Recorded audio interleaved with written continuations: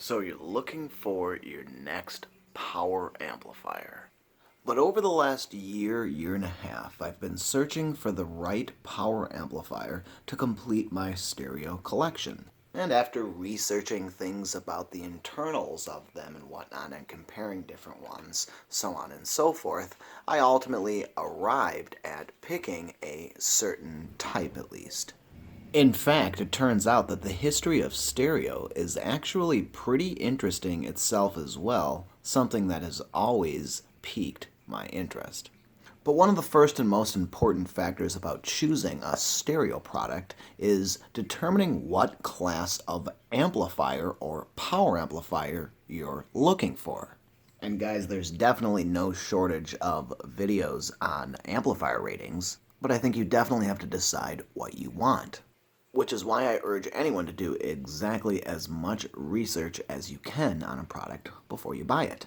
In fact, when I was in middle school, I remember going to the library, checking out issues of Sound and Vision magazine, flipping through the pages, dreaming and hoping that one day I, my very self, will own one of these high-end audio power amplifiers. But determining what you want is definitely one of the most important aspects. So I think you need to start with, am I using a home theater or am I doing this for music or audio listening? Which right there obviously changes the ballgame a lot. That separates which type of power amplifier you're going to be looking for. Alright, okay, so let's say we've understood that we're looking for a power amplifier for our home theater, but also we'd like to play some music through it every once in a while when we're not watching a movie. We'd like to actually use our front two left and right stereo speakers to be able to play the audio through a power amplifier and not use our original, say, surround sound receiver left and right home theater amplifiers. And I think many of my viewers might be well aware of exactly what type or brands of power amplifiers I myself might choose. I don't think everyone exactly is aware of what type are the best products on the market, at least currently. And as with home theater receivers changing products every 7 to 8 or 9 months, power amplifiers are more of a product that tend to stay on the market for at least a couple of years, if not 5 to 10 years, changing. But new companies are always coming out with good, brand new products, so it's important to check those out or at least be aware of them as well. And that's why today, guys, I wanted to take you shopping with me to buy the power amplifier that I've been looking and waiting for so long. Let's enjoy. But before we get into things, guys, I want to explain things so that everyone is able to understand. After that, I'll do later videos which will touch upon the more technical aspects of the power amplifiers and some of the more internals and things like specifications, what to look for, so on and so forth. You know, I sure hope everyone could hear that video playing because that really depended ultimately on the power amplifier in my Marantz to see if we could hear that or not. Okay, so I'm not necessarily looking for something that's going to cost $1 million. But I am looking for a high-end power amplifier that I do expect to pay a couple $100s for or more. But just to fill everybody in, I'm looking for a higher-end power amplifier that's going to be used in my home for mainly a 2-channel audio music listening setup. But more than that, I am looking for the home audio power amplifier to be able to be used in an object-based audio surround sound system in my home theater as well. And I'm definitely partial to the Emotiva brand. But I needed to make sure I was getting the right power amp before. A lot of my viewers have heard me talk about using the Emotiva Basex A5175 power amplifier for my home theater for the use of the Dolby Atmos and DTS object-based surround sound.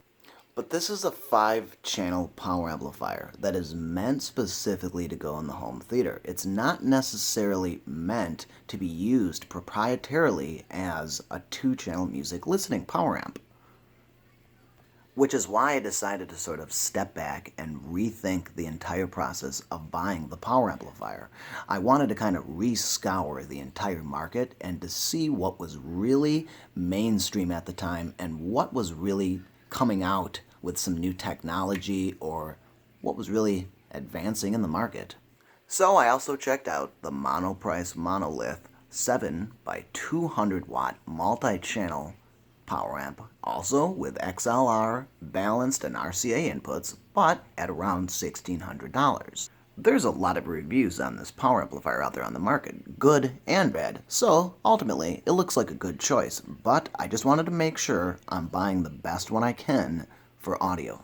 And so I moved on to Parasound, a wonderful brand that I've owned several products in the past before. In fact, this last year at Expona Audio event, I actually met with some of the engineers and salesmen at Parasound and spoke directly with them about some of the products that I myself currently own, as well as some of the things that are coming out in the future. So I already knew Parasound made great products. In fact, I was well aware of the Parasound JC5 by the time I had decided to rethink my process of buying a power amp. In fact, when I looked further in to the specs and the price of the JC5, I kind of stepped back and thought, I really need to decide what is most important to me. This monster pushes out a whopping 400 watts by 2 at 8 ohms root mean squared with both channels driven, and 1200 watts by 1 at 8 ohms in bridged mode. There's no question that this is definitely one of the best power amplifiers on the market. But when you step back and take a look at the price, you might rethink what you're looking for exactly, which caused me to really need to compare things. I really needed to look at the products that I was thinking of buying and determining, well, is this going to be best in the future? If 5 years from now I'm going to think, hey, I wish I would have gotten more power or something better or more expensive, well, I'm ultimately going to regret then my purchase. But I wasn't exactly starting from scratch here either. Hold on. I had definitely been to all the audio exhibitions in the past 5 years in the Midwest, so I'm definitely quite aware of what power amplifiers are hot on the market, what's not, and really what to look for. But I needed to check out the right publications and see what people were saying about these products, and really look back and think, am I looking for a Class A, a Class B, an AB, a Class D, an H? I've definitely built a stereo system in the past, and I wanted to stay true to my roots. In fact, I even devote an entire room in my house to just stereo listening to music. Plus, I had been collecting business cards of people I had met over the years and really wanted to reach out. In fact, I didn't even know what room this was going to be for. One thing I did know was that I was investing in building a dedicated home theater in the basement, so I knew I would have a room that was built specifically for sound coming my way soon. But I knew I couldn't say hello yet to anything fancy, like a Dandy Agostino or a Krell or a Dart Zeal amplifier just yet, although I definitely had wanted one. I'm here to speak about the Relentless amplifier. My pursuit is to make the finest piece of audio equipment ever invented, and that's what this amplifier represents for me. Designed to play at concert levels, but with really micro detail. At very low levels, it produces goosebumps. At very high levels, it produces goosebumps. It's made to make music. The idea of the Relentless is to give somebody an unlimited source to how they can play their music. Wow, is that beautiful. In fact, I got so interested in doing the research and looking for a power amplifier that I actually came with the idea of building a dream audio system.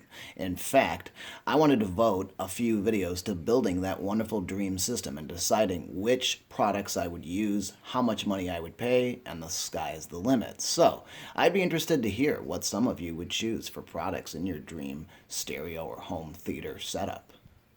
And while I can definitely say I've heard some of the most expensive best amplifiers that exist in the world, and some of the cheapest and most inexpensive ones. So one thing I knew right off the bat here was that I was looking for something that was solid state. That was for sure. I wasn't looking for an amplifier that was going to use tubes, only transistors. Which is good because simply nothing in the home theater world uses tubes anymore. I had definitely been looking at a brand called Moon for the last year. In fact, there is a hi-fi audio shop not too far from my home where there are several Moon power amplifiers as well as preamplifiers on display. So I had definitely had my sights set on a Moon power amp for my next purchase. However, it wasn't something that I could actually afford just at the moment, so I was in a bit of a predicament.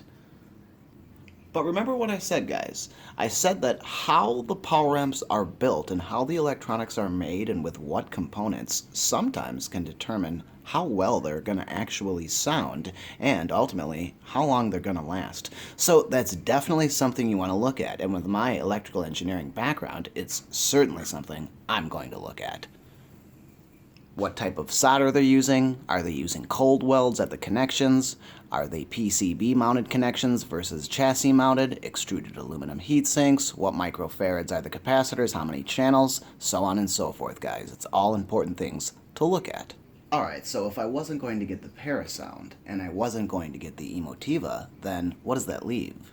And my viewers may recall me talking about an audio brand that I heard ultimately firsthand in an exhibition years ago. Think back in 2015.